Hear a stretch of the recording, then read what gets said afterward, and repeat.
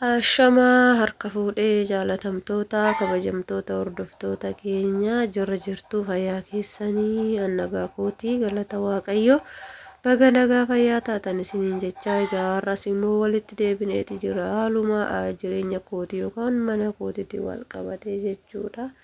Egaa akkuma argaa jirtan muka keessaa guuratiin jira. Mukni kun samoona yeroo darbe keessa viidiyoo isinitti hojjedheen ture. Mukni kun keessa jira. Keessa isaa keessa muka kana guuratiin jirra jechuudha. Yeroon ofii kiyyaa guuru nama anaaf kaameraa naa qabuun dhabee kanaafu waraabuu hin dandeenye. Amma garuu fixootii keenya jirra muka alatti guurree haala kanaan wal qixxeessinee lafa naqannee irra muka jechuudha. Baay'ee lafa naqannee oddoo keessa yookaan dallaa keessa jechuudha. Dallaan keenyas xumurameera. Egaa haala kanaan xumuranneeti jira jechuudha. Warroonni immootu kaaree meeqa bittee akkasumas immoo iyyuu qorqoorroo luukii meeqa si bitee warreen jettan jechuudha. Qorqoorroo luukii 51 jechuudha kan inni na fixe. 51 ta'ee 52 akkas waan akkasii kana caala kana gadi miti. Akkuma argitan ka oddoon hedduu bal'aadha jechuudha dallaan keessi. Kanaaf gama gamanaanidha kan inni hojjetame dallaani baay'ee guddaadha. Nama fixa jechuudha. Luukii 53 jechuudha walumaa galatti kan inni fixe.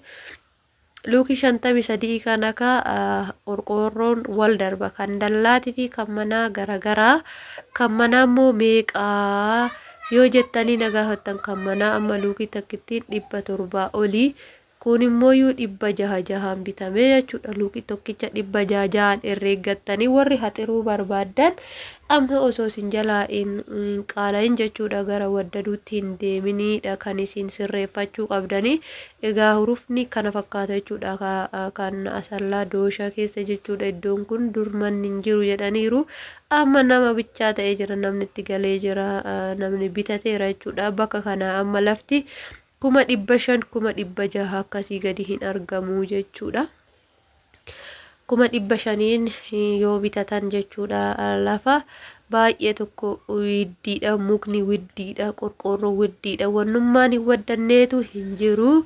Warreen bitachuu barbaadan ofirra hin taa'inaa isiniin jechuu barbaade tanani. Warreen immoo mana wajjiniinan bitachuu barbaadaa jettanii mana wajjiniini karaa kana amma miliyoona tokkoo fi gimmaasha oliin malee gadiin hin bitan jechuudha. Miliyoona 2 akkas jechuudha. Manni xumuramee hoddoon xumuramee jechuudha. Kanaan argachuuti dandeessoo kun amma haala kanaan xumurameeti jira.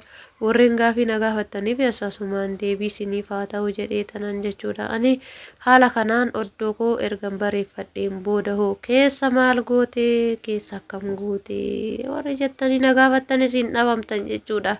Egaa mana kiraa keessa taa'urra waanan godhe walumaan laallaa jechuudha. Mana kiraa keessa taa'urra oddoo kiraa keessa taa'urra oddoo koo bareeffachaa kanas gaafa harki na gahe kanarraa baasee dibsiisuu akka ormaa sanitti waan hin danda'uuf chaakii dibsiisuu waan hin danda'uuf tolchuu waan hin danda'uuf ammaa fi haala kanaan waxxaree jechuudha. Haga dakaa waxxaree haala kanaan itti galuutiin barbaadaa jechuudha.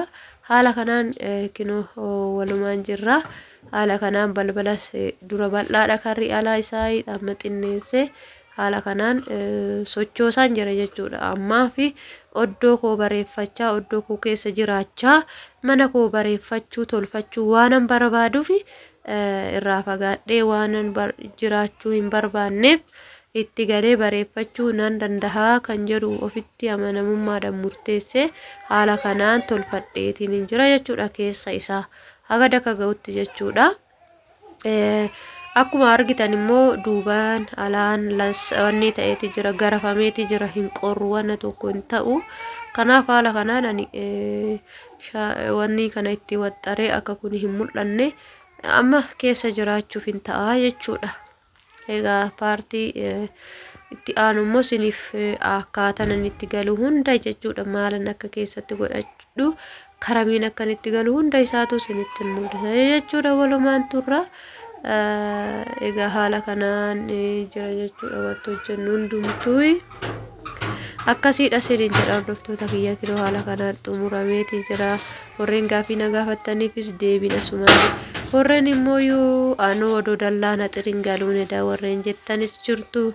Warreen immoo ani lafa miliyoona tokko nan bitadhee waan ani irratti hojjetadhe akka irratti hojjedhu moo dhiisuu luukii 20 qofan irraa qabas warreen jettanii jirtu jechuudha.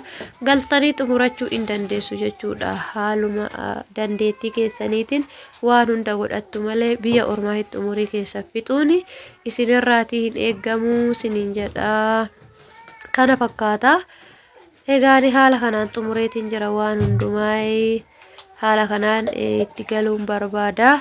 Boru fiftaan irraa mootu waan ani hojjedhu akkamitti akkanitti galu ilaaltu jechuudha irra deebiidhaan haaluma kanaan argitanii jirtu jechuudha. Koornisi adii asii gaditti gashinee waanuma noora dibanne yookaan chaakii dibanne fakkeessine jechuudha. Kana fakkaata. Egaa jireenya akkuma abbaan barbaadetti isiniin jechuu barbaadetan yoo ol jechuu barbaadan oluma yoommoo suuta guddannas jechuu barbaadan suutuma guddatu. Yoo ol jedhan immoo waan barbaadan dafanii hin xumuratan waan ta'eef haala kanaan xumurachuu barbaadetan haala kanaan xumure garuu baay'ee bareeda jechuudha. Akka isinii waraabe kanaayyuu miti hedduu bareeda amma meeshaan keessatti itti galee jennaan baay'uma bareeda walumaan laalla jechuudha. Gaafa sanillee waluma bira jirraa haala kanaan nu daawwadhaa walirraa barnoota fudhannaa wal jajjabeessuun immoo amala keenya nuuf haa ta'u wal jajjabeessinaa.